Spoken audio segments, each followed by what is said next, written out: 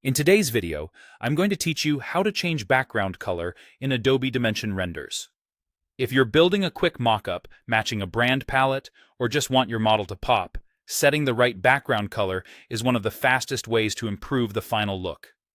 This is a simple two-part process, selecting the right layer and then choosing the color, and you can adjust it at any time without affecting your 3D objects. Start by going to the Scene panel. You'll see a list of everything in your file, and at the top is the environment layer. That environment entry controls the overall scene context, including the background and the lighting. Click on Environment to highlight it. This is important because Dimension shows different settings in the Properties panel depending on what's selected. If you click a model or a material instead, the background controls won't be available. So make sure Environment is the active selection before moving on. With Environment selected, look over to the Properties panel. Find the section labeled Background. This is where you manage the color that appears behind your objects.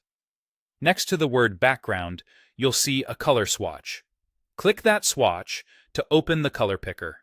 The color picker gives you a live preview, so as you drag around the spectrum or adjust sliders, you'll see the background update immediately in the viewport.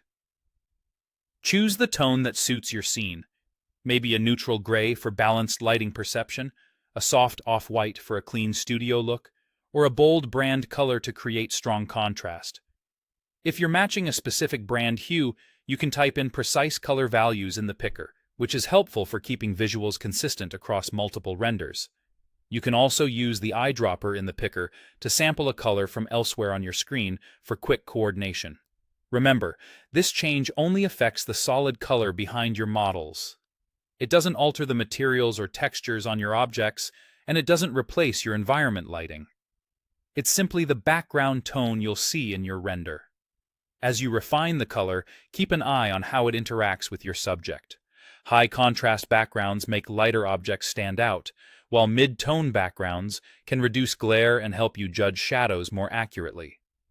If the background section ever seems to disappear, double-check that environment is still selected in the scene panel. And that's it. By selecting Environment and choosing a color in the background section of the Properties panel, you can quickly set a clean, consistent backdrop for your Adobe Dimension renders.